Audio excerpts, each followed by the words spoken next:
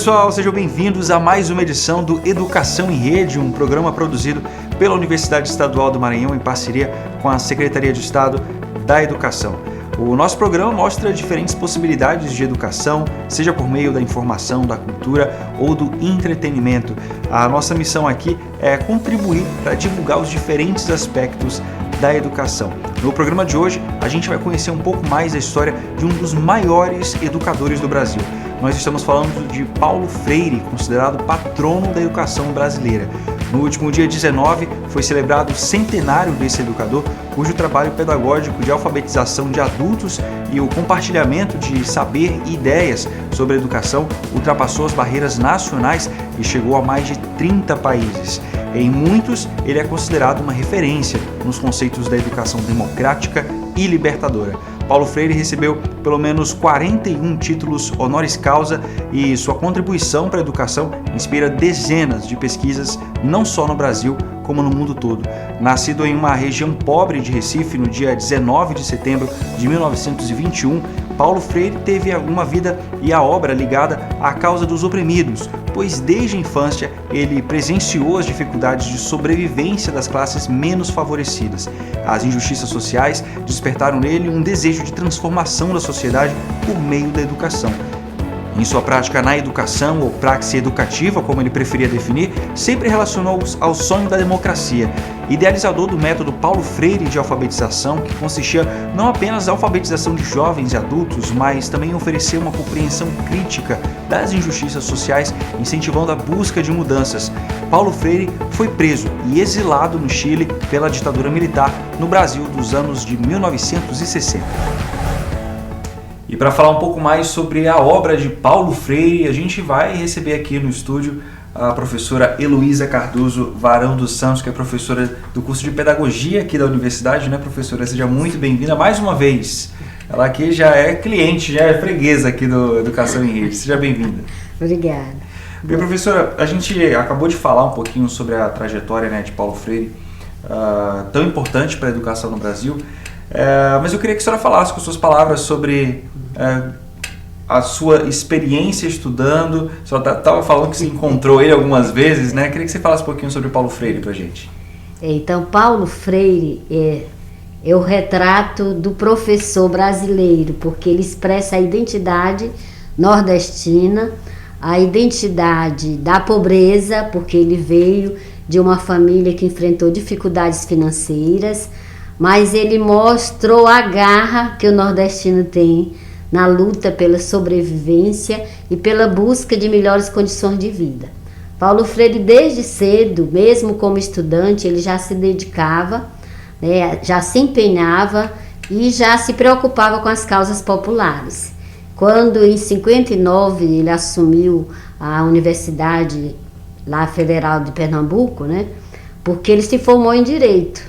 Por que ele foi alfabetizar camponeses? Então, naquela época, ele já tinha uma forte definição do que realmente ele queria, como educador, como pessoa. Então, ele não conseguiu enfrentar a vida de jurista.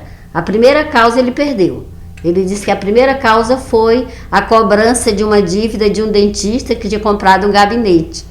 E ele assumiu a causa. Só que ao chegar e conversar com o dentista, ele disse que ali não era a área dele, porque aquela pessoa comprou com muita dificuldade e estava atrasado porque não estava recebendo, e eu sei que ele já desistiu. Mas a mulher dele, Dona Elza, ela era alfabetizadora, e ele trabalhando no SESI ele já fez um trabalho belíssimo com as comunidades. Então Paulo Freire, ele saiu dos muros da escola, da universidade, para justamente assumir o compromisso social com a comunidade.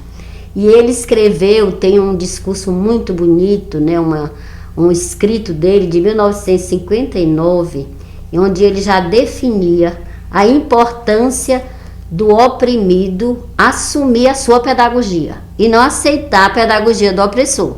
Por isso que Paulo Freire ele é consagrado mundialmente e ele está classificado como um dos teóricos críticos, e justamente por defender a pedagogia da libertação, porque o mote era justamente a conscientização. Paulo Freire dizia que o homem precisa sair da consciência ingênua para uma consciência crítica. Ninguém é pobre e infeliz porque quer, nem tampouco analfabeto. Ele dizia que ninguém se elegeu analfabeto por querer. Sempre havia os condicionamentos que impediram de ser alfabetizado. Ou faltava a escola, ou ele não tinha condição. A mulher porque os pais não deixavam para não aprender a fazer carta, para namorado. As mulheres não saíam de casa porque os maridos não confiavam. Então ele dizia o seguinte, os condicionamentos existem, mas não são determinantes. O homem tem força, tem garra e precisa assumir o compromisso com a mudança. Então Paulo Freire, ele inspirou e continuará inspirando, né, com as suas lições e com o seu legado. Olha, professora, a gente não ia conseguir fazer uma descrição tão boa quanto você fez de Paulo Freire aqui, viu? Agora, a gente está falando de uma pessoa, só pelo seu discurso a gente vê que a gente está falando de uma pessoa muito humana, né, ao falar de educação, e que desenvolveu muitos conceitos que são importantes até hoje. Eu queria que você falasse um pouquinho desses conceitos criados por Paulo Freire. Primeiro conceito de humanização.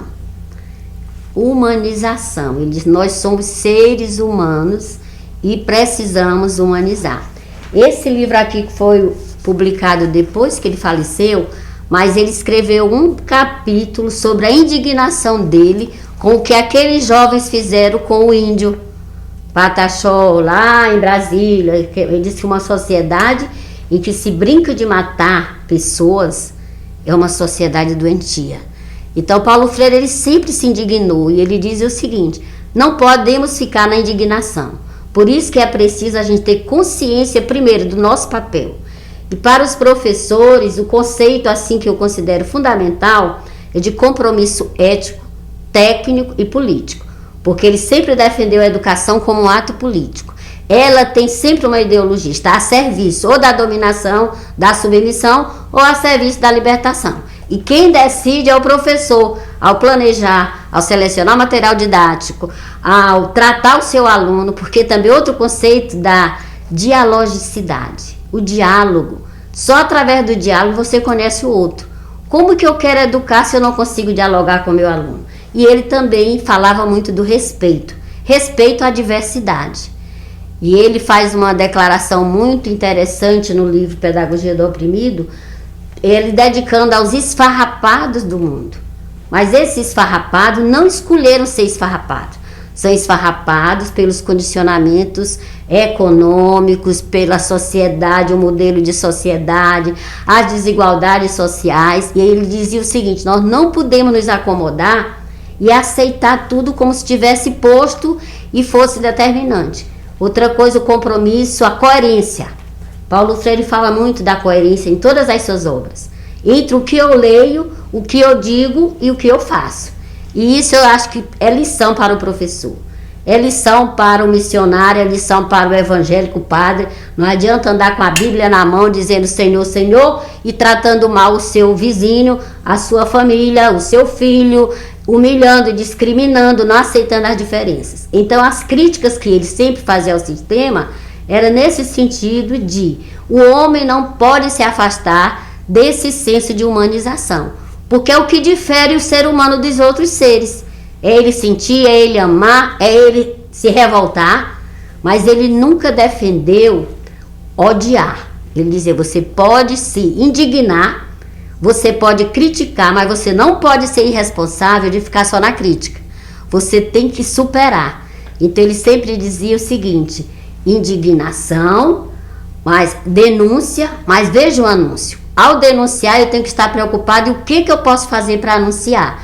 Então, assim, são conceitos que eles perpassam toda, não só a pedagogia do professor, mas a pedagogia lá do médico, a pedagogia do cristão, né, de humanização. Para humanizar, você precisa respeitar. Para respeitar, você precisa conhecer. Outra coisa, ouvir, a escuta. Paulo Freire teve um encontro lá no Chile com os camponeses. Aí quando ele perguntou algo sobre a realidade deles, um camponês disse, eu vim aqui para aprender do senhor, você que foi para a universidade, eu não sei de nada. Ele disse, pois é, vamos conversar. Você sabe sobre Engels, Marx, não sei o que, o cara, não sei de nada. Pois me pergunte algo que você sabe, para ver se eu sei também. Aí ele, você sabe plantar banana? Você sabe fazer a plantação? Aí ele dizia, não sei. Aí o cara, pois eu sei. Aí foi a forma que ele teve de mostrar para o outro que todo ser humano tem conhecimento, são conhecimentos diferentes. Então, aquele camponês, ele tinha o conhecimento da terra, do solo, da plantação, e já Paulo Freire não tinha o conhecimento da academia. Aí, a partir de 3 perguntas, o camponês disse: agora eu entendi por que eu estou aqui e por que você não chegou dando uma aula e fazendo exposição. É porque você quer escutar e quer aprender comigo. E se todo professor tivesse essa convicção de que a aprendizagem ela se dá nesse processo interativo, onde você escuta, onde você é humilde. Há outro conceito também de humildade.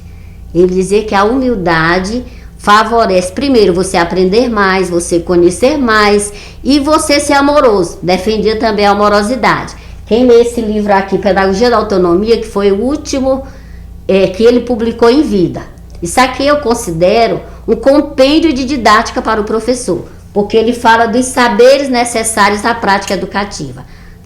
A dialogicidade, a amorosidade, a criticidade e o rigor metodológico, o rigor científico.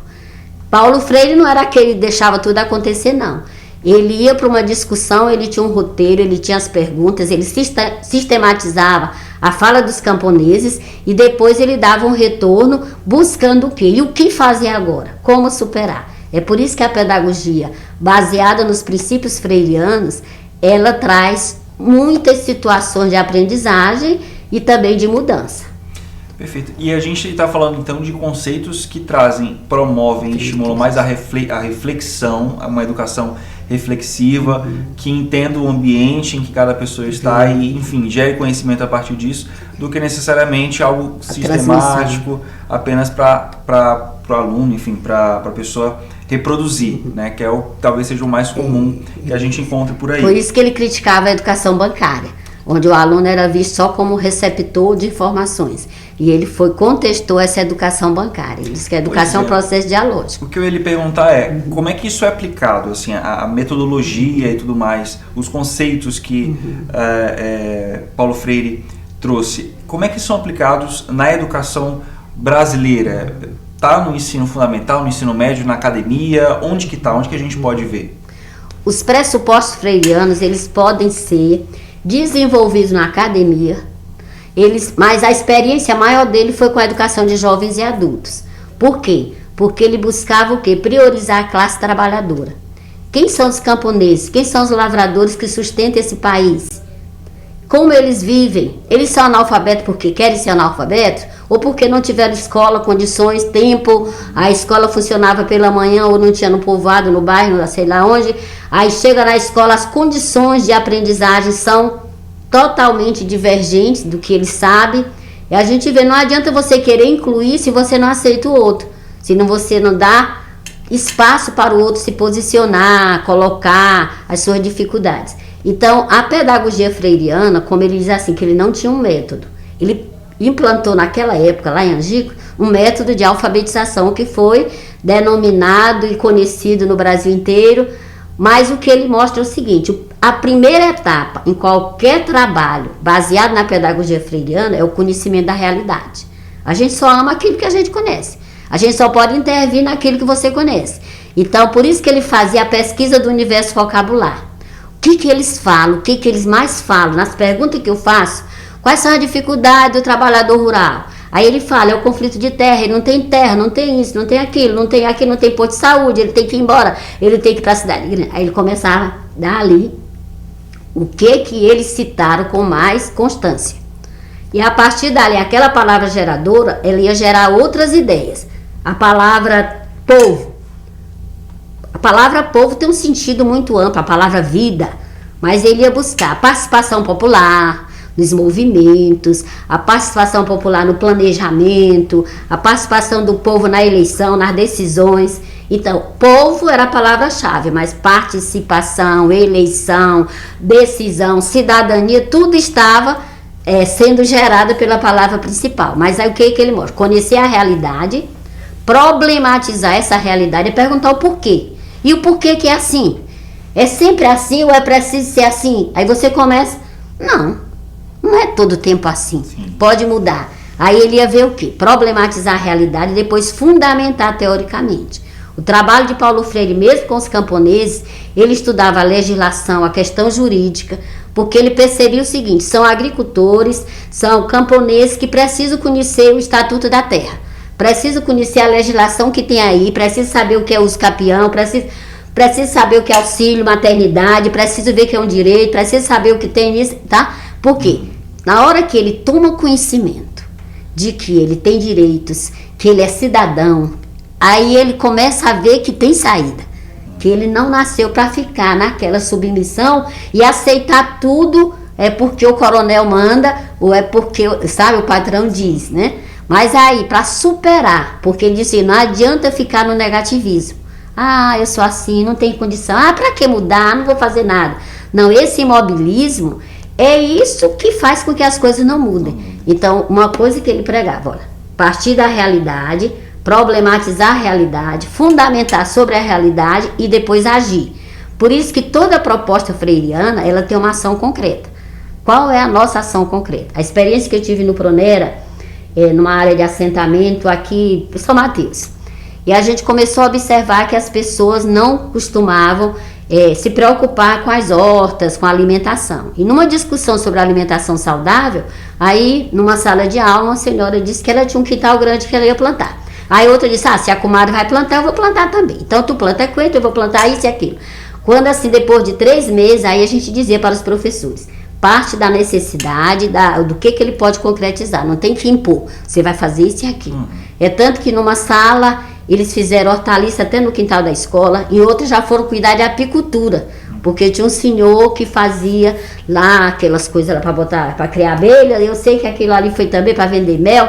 Aí o que a gente viu? Aqueles alunos passaram a ver que não era suficiente só escrever alimentação saudável, era preciso mudar a sua forma de se alimentar. E outra coisa foi o fomento artesanato. Eles começaram a fazer bolsa de palha de banana, palha de não sei de quê. É tanto que eu estive em São Mateus há 2 anos atrás e encontrei uma das alfabetizadoras da época, né? E ela dizia o seguinte, professora, eu já dei muito curso em vários municípios. Aí eu digo, curso de quê, minha filha? Ela disse, não, eu já fiz faculdade, eu fiz o curso de física no DACI, na UEMA, mas esses cursos de artesanato, ela faz bolsa de palha, ela faz capa para pasto, ela recebe encomendas. Ela disse, foi graças àquele trabalho de artesanato. Então, a questão da superação, é superar. Mas para superar, você precisa conhecer, você precisa estudar, você precisa ter esse conhecimento amplo. Agora, professora, ainda que agora a gente tendo essa discussão, toda essa metodologia faça bastante sentido, né, nesse processo de educação reflexiva, nem sempre isso foi visto com bons olhos. Na época da ditadura, o método do Paulo Freire de alfabetização foi considerado subversivo. Subversivo, Por quê? Justamente, veja só, na época o João Goulart foi a Recife, lá, Angicos, para a formatura. E quando ele olhou aqueles trabalhadores que foram alfabetizados em 40 dias, foi assim uma revolução. Mas aí ele começou a perceber, na conversa dessas pessoas, um nível de consciência crítica. Aí ele fez um convite para Paulo Freire coordenar o Programa Nacional de Alfabetização. Só que isso incomodou muita gente. Como que um homem desse que fez esse trabalho lá vem agora coordenar uma política nacional de alfabetização com aqueles princípios, né, de conhecer a realidade, problematizar a realidade, intervir nessa realidade? Então vai desbancar muita gente. Porque na medida que o lavrador conhece seus direitos, a doméstica conhece seus direitos, a dona de casa conhece, a mulher conhece seus direitos, as coisas mudam. E ele dizia uma coisa muito interessante, que povo educado é fácil de governar, é difícil de dominar e é impossível de escravizar. Porque quando você conhece seus direitos, você não se deixa escravizar. Agora, a massa despolitizada, sem conhecimento e sem dinheiro, ela cada vez mais fica submissa e achando que é assim porque Deus quer. Mas aí veja só, Paulo Freire, ele representava a Igreja Católica na América Latina, ele era representante também lá no Vaticano. Lá no Chile tem muitos escritos dele, né? Então, ele era um cristão, aí diz, mas Paulo Freire era marxista, ele era comunista e tal. Não, Paulo Freire, ele era cristão e muito fervoroso e muito coerente, né? Paulo Freire tem um episódio que o professor Staque Romão, muito amigo dele, foi quem assistiu até o último momento, Quando a Elza faleceu, aí Paulo Freire passou um tempo muito depressivo, e o professor Gadotti e Estáquio Romão começaram a arrumar, ver, ele tinha que olhar outra mulher, tinha que despertar para a vida, e uma orientanda dele, que é a Anitta, que viveu com ele até os últimos dias, se interessou, eu sei que... Mas olha, quando ele casou com a Anitta, e que foram lá foram lá no cemitério para visita, encontraram uma placa, uma placa que ele dizia para Elza que ele não via mais sentido na vida. Foi quando ela morreu. Que ele não via sentido na vida e que ela tinha levado a última esperança dele, que ele só esperava encontrá-la logo. Aí encontraram outra placa. Elza, eu te peço permissão. Eu hoje encontrei uma pessoa que vai me ajudar a viver os últimos dias até eu te encontrar. Aí ele diz assim, poxa, um cara que vai lá no cemitério, bota uma placa, pede alguém para abrir aquela sepultura, tipo pedindo permissão para conhecer outra pessoa. Elza, eu senti que eu preciso ainda, eu tenho ainda uma missão, mas eu quero pedir tua permissão. Então assim, Paulo Freire tinha uma coerência assim em tudo que ele dizia, tanto que ele tinha uma humildade muito grande de ouvir, de olhar nos olhos, de sentar. Ele era aquele educador que ele não ficava, mas ele sentava para olhar nos olhos. O acolhimento era muito... E isso o professor tem que aprender. Ser acolhedor, ter domínio de conhecimento, porque ele dizia sempre que você precisa ter domínio de conhecimentos para fazer uma fundamentação teórica, que seu aluno se veja ali, respeitando a identidade, a diversidade, mas, sobretudo, despertando para a superação. Você não pode ficar no imobilismo. Isso aí acho que é um grande legado de Paulo Freire. É sair do imobilismo. E é por isso que ele foi contestado na ditadura, é por isso que ele está sendo contestado desde 2018. Ele, enquanto patrono da educação brasileira, foi o quê? Execrado, livros, autores. Aí quando a gente vai olhar a história, eu fiz uma pesquisa. Quem está contestando Paulo Freire? Vou olhar a vida. Eu fiz filosofia no curso de bacharelado, ou eu sou um pastor não sei lá de quê, papapá. Mas aí quando a gente olha, nem chegou a ler as obras de Paulo Freire. Como que eu posso contestar se eu não conheço as ideias freirianas? Eu tenho que ler, tenho que estudar.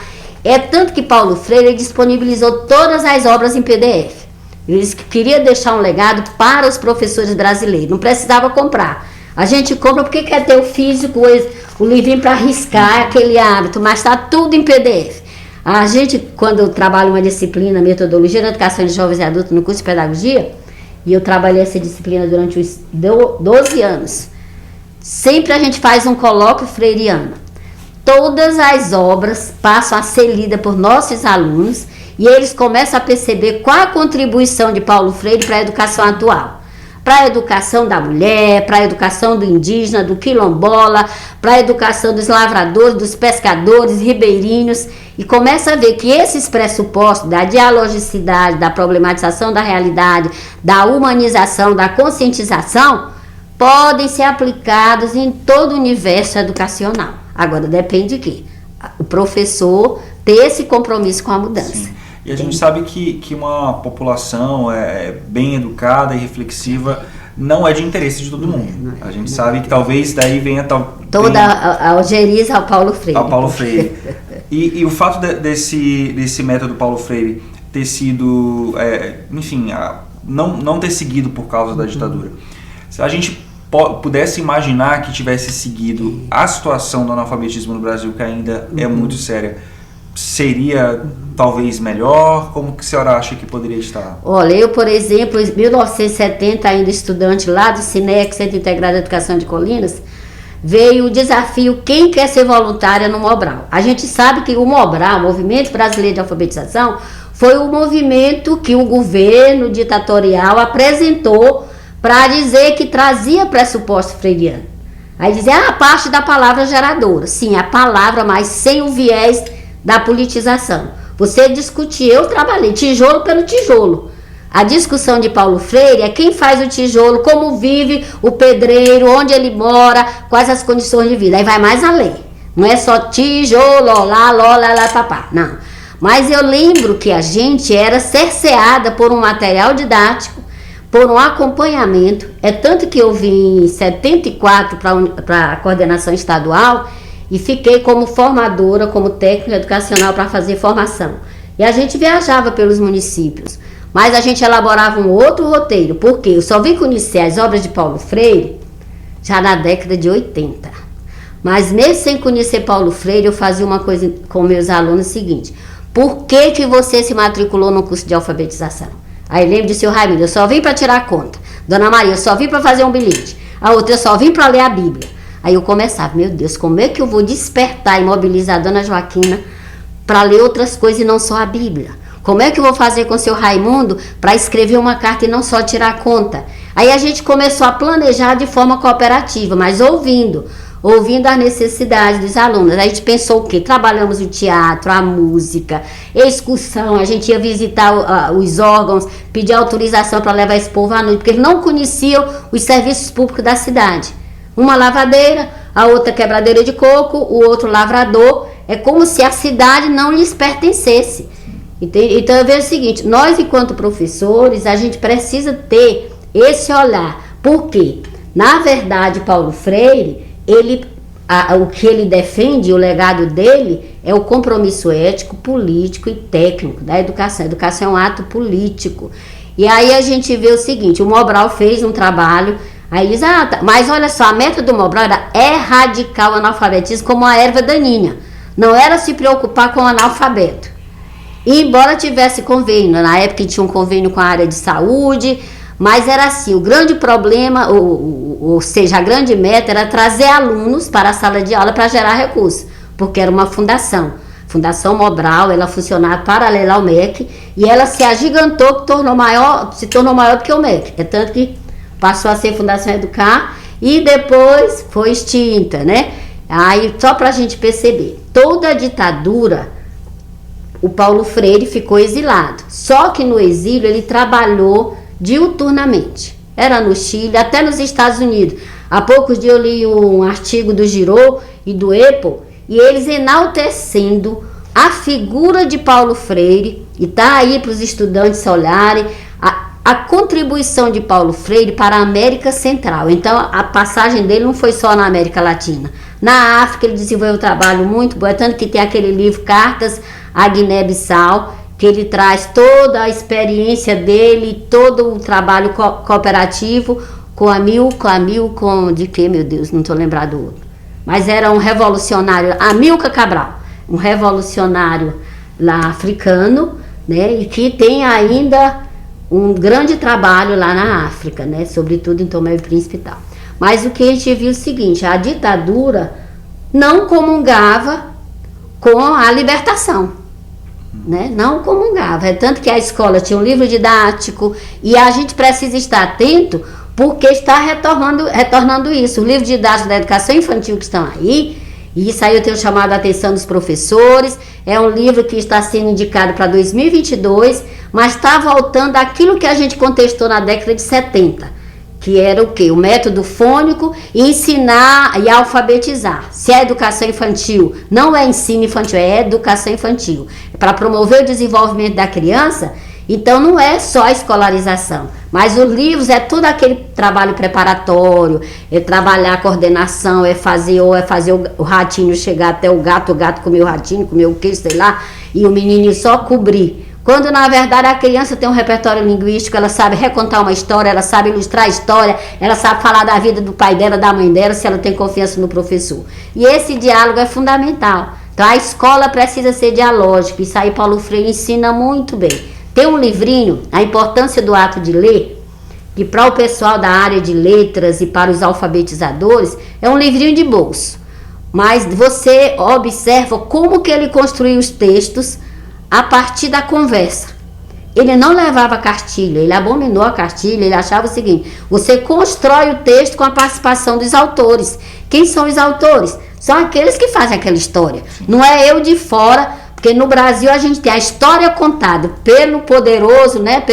Quem é o general do exército e tal. Mas e cadê a história do Nego Cosme aí de Itapecuru, né, que ela coordenou toda a balaiada e coisa e tal, né, e foi morto e tudo mais, foi degolado lá na praça.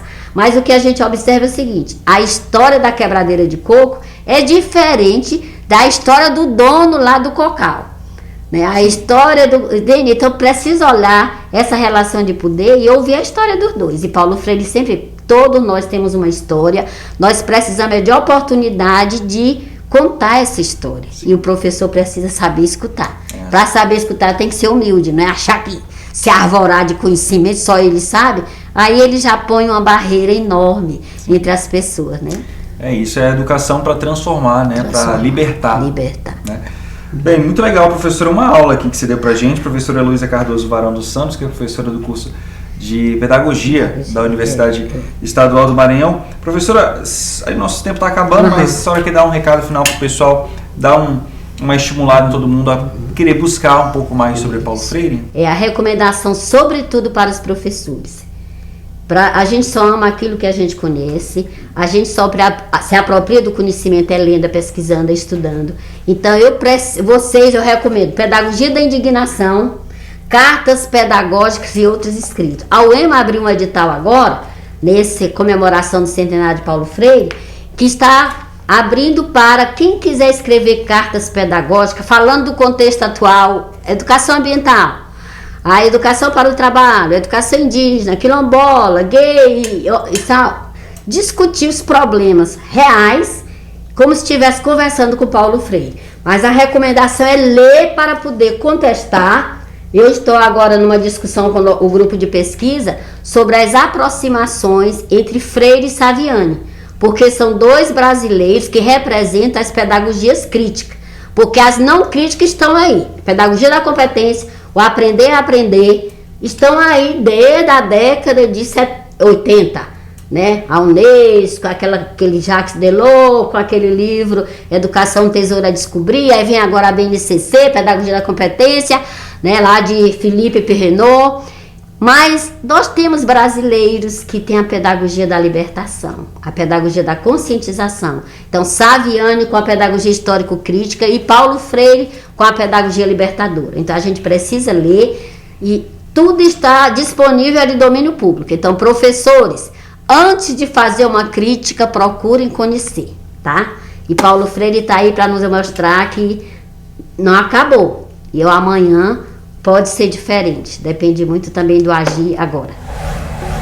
E para falar mais sobre a obra de Paulo Freire, a gente conversou com a professora Deusimar Costa Serra, que é doutora em educação, professora do Centro de Estudos Superiores de Codó, da Universidade Estadual do Maranhão, e líder do grupo de estudos e pesquisa Paulo Freire, Saberes, Experiências e Educação de Jovens, Adultos e Idosos. E a gente segue falando sobre as comemorações do centenário de Paulo Freire. Agora a gente vai conversar com a professora Deusimar Costa Serra. Agora há pouco a gente conversou com a professora Heloísa e a gente vai se aprofundar nesse assunto. A professora Deusimar, que a gente vai conversar agora, ela é doutora em educação e professora do Centro de Estudos Superiores de Codó, da Universidade Estadual do Maranhão, e lidera um grupo de estudos e pesquisa chamado Paulo Freire, Saberes e Experiências em Educação de Jovens Adultos. É isso, né, professora? Seja muito bem-vinda. Muito obrigada, Lucas, e toda a equipe da UEMANET, que estão conosco nesse momento tão importante e histórico para todos nós, principalmente da educação, que acreditamos, que seguimos, que defendemos ideais, né, conforme o que aprendemos também com Paulo Freire e tantos outros que dialogam com ele, que convergem com as ideias e que estão defendendo a vida, sobretudo, trabalhando pela mudança no contexto social, por uma sociedade mais humana, mais solidária, mais inclusiva, pautada exatamente numa educação libertadora, uma educação que trabalhe o ser humano de forma integral, desde a infância, para que ele seja sujeito do seu processo de aprendizagem, também sujeito de sua história, né, do seu meio, e possa ter espaço, ter inclusão, ser feliz, que é tudo que a gente mais quer. Bom, eu agradeço muito a equipe da UEMANET, a você de forma especial, Lucas, por esse momento. Gratidão a todos vocês, também a ProExai da UEMA, pelo apoio, pelas parcerias e ações em torno da execução dos círculos de cultura, em comemoração ao centenário de Paulo Freire, que ontem, se ele tivesse vivo, completou 100 anos de vida. Para nós, ele se eternizou pelos seus ensinamentos, pelas suas posturas, pelo seu exemplo e referencial teórico, mas, sobretudo, pelo comprometimento que, durante a vida terrena, ele teve com a vida, com a educação, enfim. Certo, a gente pode ir logo para a primeira pergunta, porque durante essa semana, como você bem lembrou, nesse último dia 19, foi celebrado aí o centenário, né, de Paulo Freire, e a obra dele, o legado dele foi muito celebrado, repercutido, discutido mais uma vez. Eu queria que a senhora falasse um pouquinho sobre essas ações, né, algumas das ações que foram realizadas aí ao longo desse ano, durante esse período de centenário, para celebrar esse legado. Eu tenho a felicidade de compartilhar com vocês da nossa participação com outras instituições, além da nossa UEMA, mas também do Fórum Estadual da Educação, do Comitê 100 anos de Paulo Freire, que foi uma iniciativa do Conselho Estadual da Educação, através da professora Soraya, professor Roberto Mauro Gugel, que todos conhecem, Laurinda, e tantos outros que compõem esse seleto comitê, que exatamente sentou, planejou e procurou apoiar todas as outras ações das diversas instituições. E também com o nosso grupo de pesquisa, nós começamos desde o ano passado, já planejar o que nós íamos fazer este ano pelo centenário. Então, a participação no Comitê 100 anos de Paulo Freire do Estado deu uma fortaleza, vamos dizer, fortaleceu nossas ações, e a gente já tinha feito um planejamento e tivemos apoio da FAPEMA para desenvolver algumas ações, e iniciamos em março, realizando círculos de cultura. Qual foi a ideia? Divulgar, discutir, né, as ideias de Paulo Freire através de suas obras. Selecionamos as principais obras e convidamos pesquisadores, vários simpatizantes, né, do Paulo Freire, professores que trabalham com as obras, e aí, então, divulgamos isso através desses encontros. Criamos um canal YouTube e eram 4 vezes ao mês nós tínhamos esses encontros. Começamos em março e estamos concluindo essa semana, né? Hoje, com chave de ouro, nós teremos a participação especial do nosso magnífico reitor, que vai falar, junto com o nosso secretário de Estado da Educação, professor Felipe Camarão, sobre uma temática instigante, provocante, que é a gestão democrática na educação pública. Uma temática que Paulo Freire também discutia muito em várias obras e experimentou isso na pele quando secretário municipal de São Paulo. Inclusive, muito recente, uma obra que a viúva, a professora Anita Freire, ela reeditou, né, que trata sobre essa experiência que Paulo Freire teve quando a Luísa Erundina foi prefeita de São Paulo.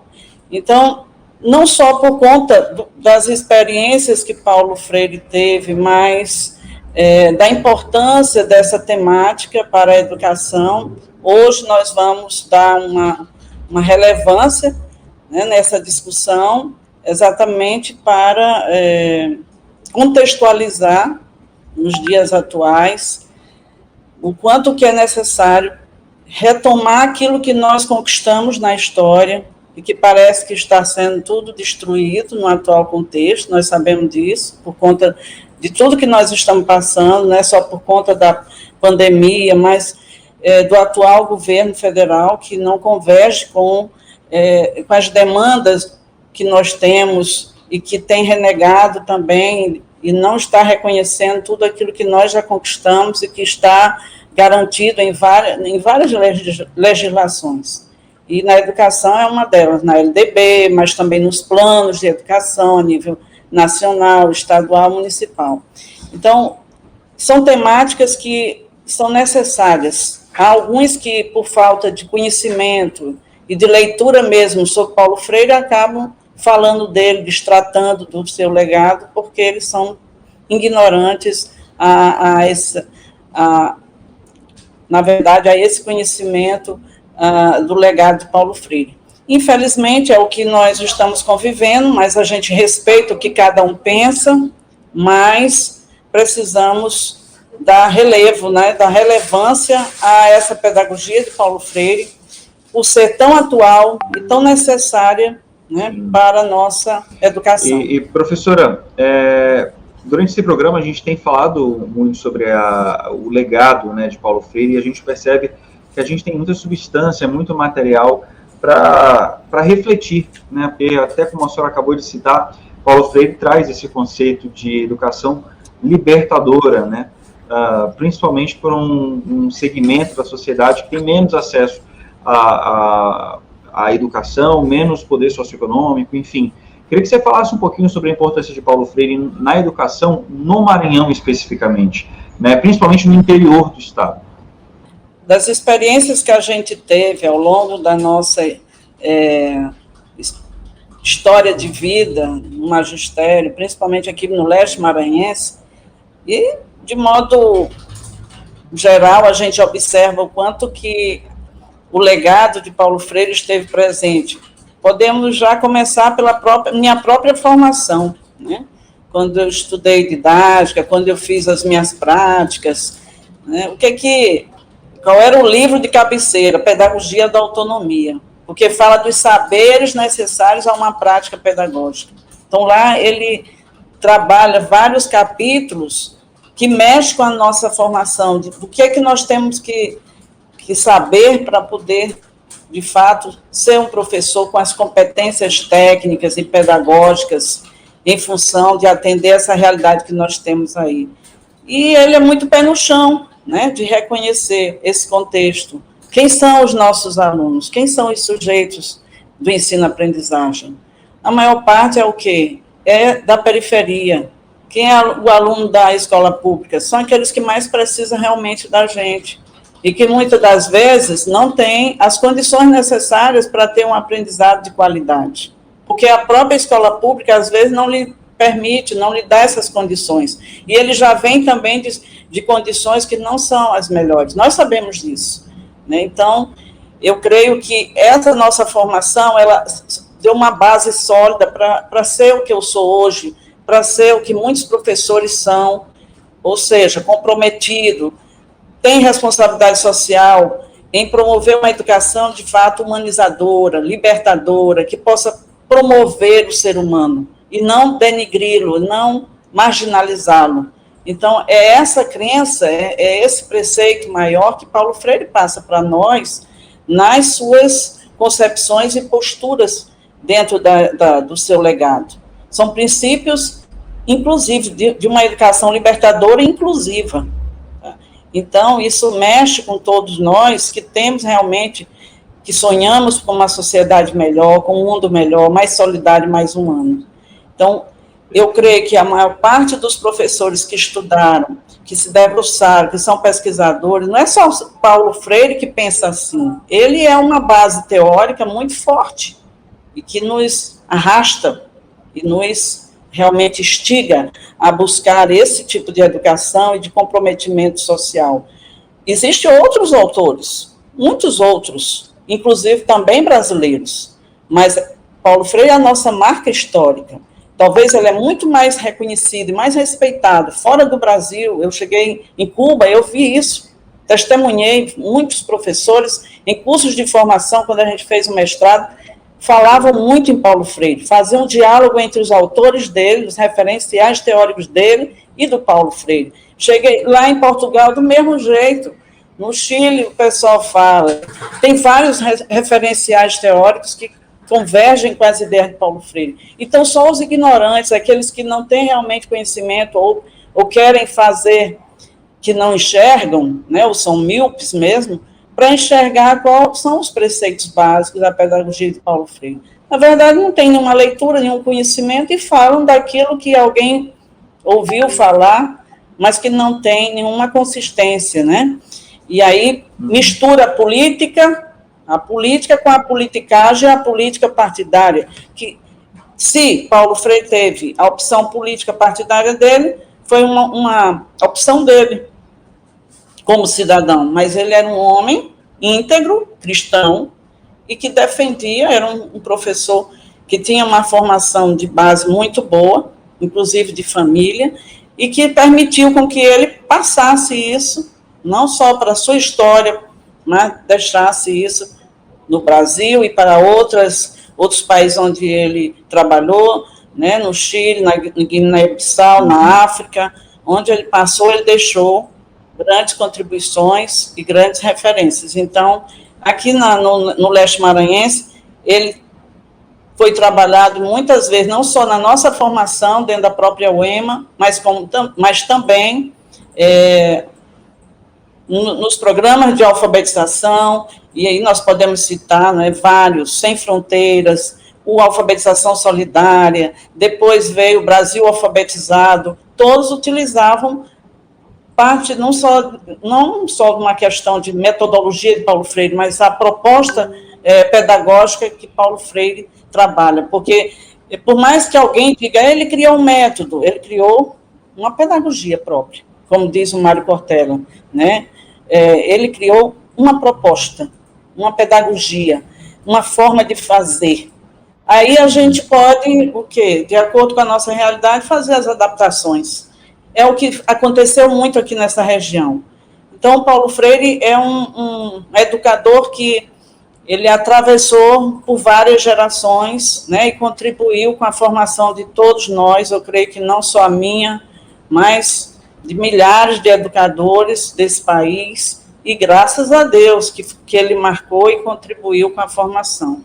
Então, infelizmente, tem aqueles que podem discordar de algumas ideias, mas, no geral, né, a ideia é essa. Ele é defensor de uma pedagogia que ele chama de libertadora, lá na pedagogia do oprimido, e todas as obras dele, ele é firme em todas as suas obras.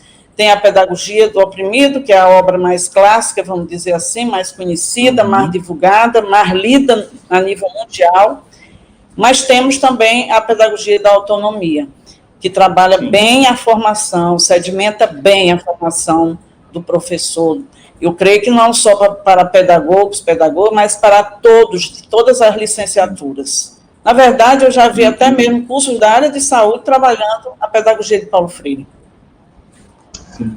E, professora, isso é algo que você estuda muito, né, no seu grupo de pesquisa, né, no grupo que a senhora coordena, né, porque queria até que a senhora falasse um pouquinho, né, sobre como é que são esses trabalhos, né, que já foram desenvolvidos pelo grupo, o grupo que é Paulo Freire, Saberes e Experiência em Educação de Jovens Adultos. Queria que, só para a gente finalizar aqui a nossa conversa, a senhora falasse um pouquinho sobre os trabalhos desenvolvidos.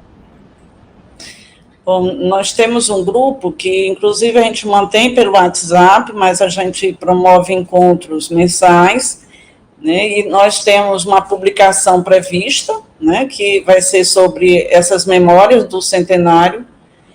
Nós não temos grandes publicações ainda, mas é um grupo que está se autossustentando. Eu estou valorizando pessoas que não têm doutorado, que não têm, mas que estão na licenciatura, nos movimentos, que eles também são base são laboratórios para muitos trabalhos que virão. Então, tem também pessoas com doutorado, com mestrado, mas é um grupo que tem se autossustentado no sento de fazer suas leituras, de fazer suas produções e catalogando para que a gente possa agora, dentro em breve, a gente fazer nossas publicações, inclusive com o apoio do professor Casemiro, que é da editora Caminhar, ele que é também doutor na área de educação e um grande discípulo de Paulo Freire também, que tem feito belíssimos trabalhos em Fortaleza e em todo o estado do Ceará, de modo assim muito especial,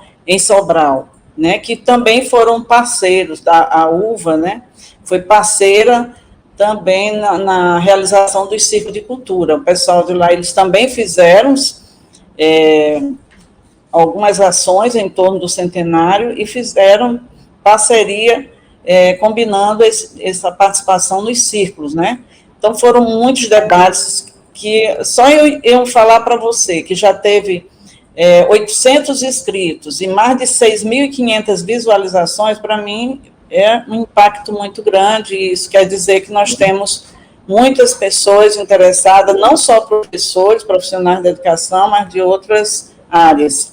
Então, nós discutimos pedagogia da indignação, política e educação, sobre a revolução digital, inclusive com a participação da professora Ilka Serra, educação e mudança, educação na cidade, medo e ousadia, educação com prática de liberdade, deixa eu ver o que mais. São muitas obras, mas a gente teve que selecionar porque não tinha como, né? Também sobre a alfabetização de jovens, adultos e idosos. E uma que foi assim, que me marcou muito, foi sobre o aprender no entardecer à sombra desta mangueira, porque envolve as pessoas idosas que vão aprender depois. Por isso, entardecer, né, para não dizer velho, que é uma conotação muito pejorativa no nosso país, né, no nosso dicionário, inclusive. Porque velho, se você for lá, diz que é tudo que é obsoleto, que não serve mais para nada, né? O próprio termo é depreciativo. Embora a gente tenha que encarar, é velhice, é uma etapa da vida, mas foi muito bacana discutir essa temática, porque Paulo Freire, no livro A Sombra desta Mangueira, ele fala da concepção dele, do que é ser moço e do que é ser velho, né?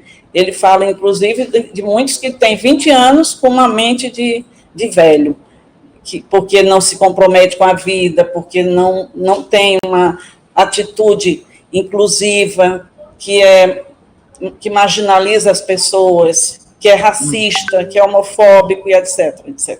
É fantástico, é uma obra lá de 1980 e pouco, mas tão atual, né, no atual contexto, que eu fico assim, impressionada como a gente vai lendo, a gente vai retomando as obras dele, e vai vendo o quanto que é atual, principalmente agora em tempos de pandemia, e de reforço na questão da pobreza, da miséria no país, né? E da marginalização, né, de várias categorias.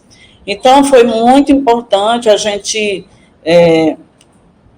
voltando aqui para a tua pergunta, porque eu acabo ficando tão empolgada, mas Paulo Freire marcou a minha formação profissional, e como eu te falei, ele é transversal, ele é interdisciplinar, ele, de fato, ele perpassou toda esses anos todos, todas essas gerações, deixando grandes contribuições, ou seja, ele não estava presente aqui fisicamente, mas ele esteve, a sua memória foi latente, né, as suas contribuições pedagógicas, independente de qualquer coisa, a gente quer deixar esse registro, o quanto que é importante para a nossa formação e levar adiante esse legado, porque tudo aquilo que nos ajuda a defender a vida, a trabalhar a libertação do ser humano em função da sua inclusão social, da sua felicidade, vale a pena. Pode ser Paulo Freire, pode ser qualquer outro, a gente precisa, mais do que nunca, colocar do lado, né, e buscar sempre esperançar, que é com ele que também eu aprendi. Esperançar, que não é só esperar, ficar sentado, esperando, como diz o professor Mário Cortella, que foi aluno dele, e que também é um outro educador admirável, né? Que assim como Paulo Freire acredita e defende uma educação libertadora e promotora da felicidade humana. Tem o Mário Cortella, tem o Moacir Gadotti, tem a Ângela, tem a própria Anita Freire, que ainda está aí trabalhando em função disso. Tem muitos educadores, o professor Roberto Mauro Gugel, né, o nosso guru aqui no Maranhão, né, tantas pessoas que são comprometidas com essa mudança e que são admiráveis, né, e que a gente precisa prestar reverência e respeitar e reconhecer. Você viu, no Brasil, uma vergonha, o MEC não fez nenhuma alusão, nenhum movimento de reconhecimento ao Paulo Freire. E o Google, de forma mundial, deu essa ênfase no educador. O cara que foi considerado educador, um dos maiores educadores do século XX, que é o patrono da educação brasileira. Enfim, é uma vergonha, né? Mas nada como um dia atrás do outro, não é? O que ele falou há muitos anos, hoje a gente percebe que faz muito sentido ainda, né? E que precisa ser debatido e precisa ser valorizado. A gente conversou agora com a professora Deusdimar Costa Serra, doutora em Educação e professora do Centro de Estudos Superiores de Codó, da UEMA, e também líder do Grupo de Estudos e Pesquisa Paulo Freire, Saberes e Experiências em Educação de Jovens e Adultos. Obrigado, professora. Foi um prazer conversar com a senhora, viu? Então, muito obrigada, Lucas e toda a equipe, de modo muito especial, da UEMANET, que também tem feito um belíssimo trabalho, né, na pessoa da professora Ilka Serra e toda a equipe, dizer da minha admiração e da minha gratidão, e toda a UEMA, porque é a nossa casa, né? Mas aí eu não posso deixar de agradecer àqueles que estiveram mais perto, como a ProExai, a UEMANET, a própria reitoria, nesse apoio, junto a todos os outros parceiros, né, que eu gostaria de ressaltar. O Comitê dos 100 Anos, a FAPEMA, a Editora Caminhar, o próprio Instituto Paulo Freire, a Campanha Nacional Direito pela Educação, enfim, todos aqueles que colaboraram para realizar o Círculo de Cultura e para a gente continuar. E até quinta-feira nós vamos ter várias ainda ações que é de homenagens, de entrega de brindes, simbólica, mas vai chegar no endereço de todos aqueles que colaboraram no Círculo de Cultura, que são medalhas de Paulo Freire em botões, camisa, né, e menção honrosa. Eu fico, assim, muito agradecida, primeiro, a Deus pela oportunidade de poder contribuir e de estar aqui com você, de poder compartilhar também dessas ações, junto com a professora Heloísa Varão, minha grande parceira, companheira, nesse planejamento e na execução dessas ações do centenário, porque Paulo Freire merece, e todos nós da educação também merecemos fazer memória e registros de tudo que é bom, do que nos eleva, daquilo que nos promove, para que a gente possa ser melhor do que antes e buscar a felicidade nossa e de todos. Muito obrigada. Valeu. Perfeito, professora. Muito obrigado, professora Deusdimar. Obrigado também, professora Heloísa Varão, né, que deu essa entrevista, falou para a gente a respeito desse histórico, desse debate todo que envolve o nome de Paulo Freire. Agradeço muito vocês. A gente encerra por aqui esse nosso momento de entrevistas com as professoras que são estudiosas, craques no assunto Paulo Freire, e a gente segue com a Educação em Rede, que tem muito mais assunto vindo por aí. E para quem ficou interessado em saber mais sobre Paulo Freire, a obra completa do educador foi doada para a Biblioteca Benedito Leite. A doação foi feita pela viúva do educador, Ana Maria Araújo Freire, conhecida como Nita Freire. Ela, que tem 87 anos, faz um trabalho dedicado em dar continuidade aos conceitos definidos pelo marido e fez essa doação para o Maranhão por ter conhecido em 2019 alguns projetos de educação desenvolvidos no estado, principalmente para a alfabetização de jovens e adultos. Além dos projetos educacionais, Dona Nita Freire se encantou com a nossa biblioteca, que foi criada em 1831 e é a segunda mais antiga do país. Além de abrigar um acervo com preciosidades como manuscritos de Machado de Assis, fica a dica aí para quem quer conhecer um pouco mais desse educador e também fazer uma visitinha na Biblioteca Pública Benedito Leite. Ou então você pode assistir ainda aos debates realizados no projeto organizado pelas professoras, que está muito interessante. Agora a gente vai fazer um rápido intervalo, a gente volta daqui a pouco com mais Educação em Rede, não sai daí.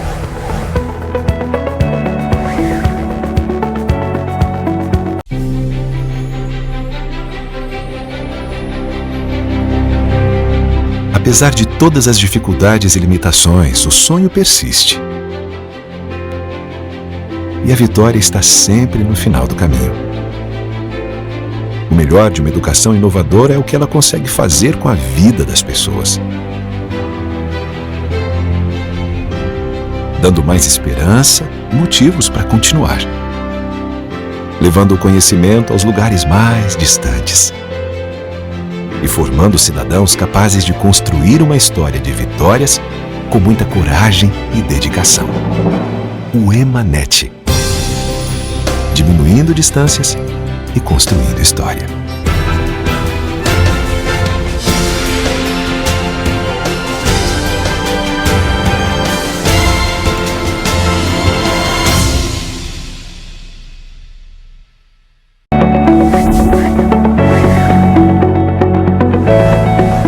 Estamos de volta com a Educação em Rede, a gente vai direto para a nossa agenda cultural.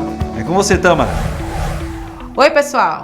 Está começando mais uma agenda cultural do programa Educação em Rede. E eu começo com uma dica para você que é professor. A Universidade Estadual do Maranhão está com inscrições abertas para o processo seletivo para professor supervisor de estágio. A seleção é para o preenchimento de vagas e formação de cadastro de reserva para atuação no curso de licenciatura em Geografia na modalidade à distância. O interessado pode se inscrever até o dia 12 de outubro. No edital do concurso constam todas as informações sobre os requisitos obrigatórios, documentos necessários, etapas do processo seletivo e polos participantes. Outras informações no site seletivos.uemanet.ema.br. E para quem quer fazer um curso na modalidade à distância, até o dia 30 de setembro estão abertas as inscrições para o curso Educação para o Envelhecimento, que é voltado para pessoas com idade mínima de 60 anos. O curso é totalmente gratuito e integra o Programa de Formação Continuada Universidade Aberta Intergeracional, da Universidade Estadual do Maranhão. O curso tem duração de 8 meses e carga horária de 300 horas. As inscrições podem ser feitas no site seletivos.emanet.ema.br.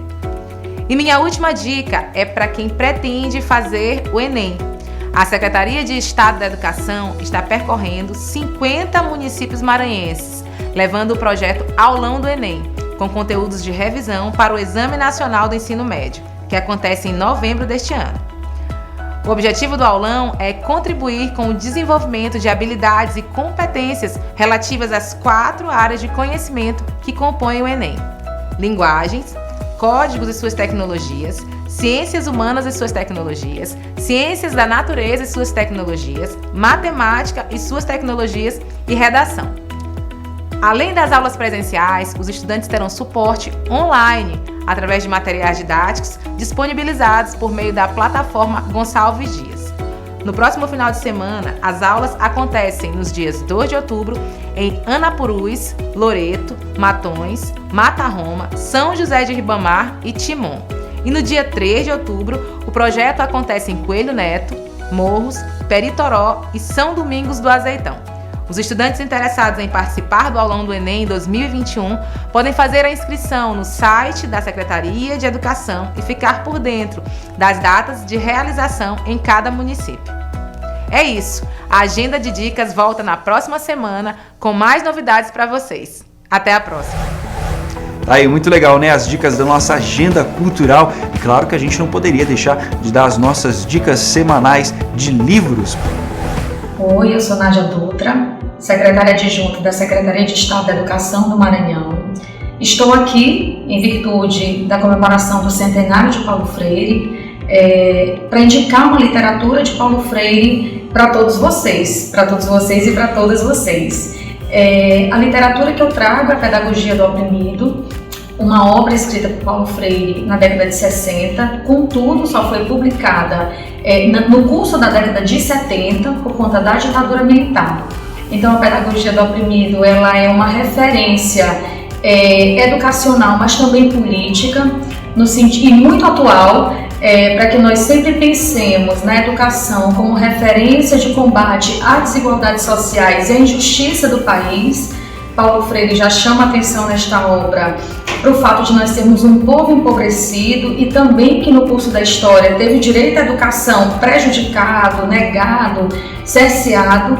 Então a Pedagogia do Oprimido, ela traz também para todos nós uma visão de que a transformação do ser, a observação do indivíduo, as referências que o indivíduo tem enquanto sujeito da educação são importantes para que ele transforme o mundo. Então, e transforme a sociedade, transforme a sua realidade, transforme também a sociedade.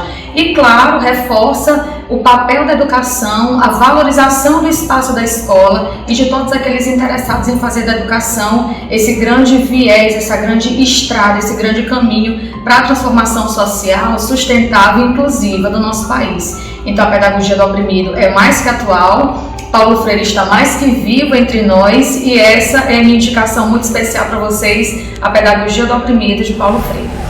Tá aí, muito legal conhecer um pouco mais sobre Paulo Freire, Por isso que o Educação em Rede passou voando hoje, né? Parece. Eu convido você para acompanhar o EMA nas redes sociais, é @uemaoficial em todas elas. O Educação em Rede fica por aqui, a gente volta na semana que vem. Eu espero você. Até lá.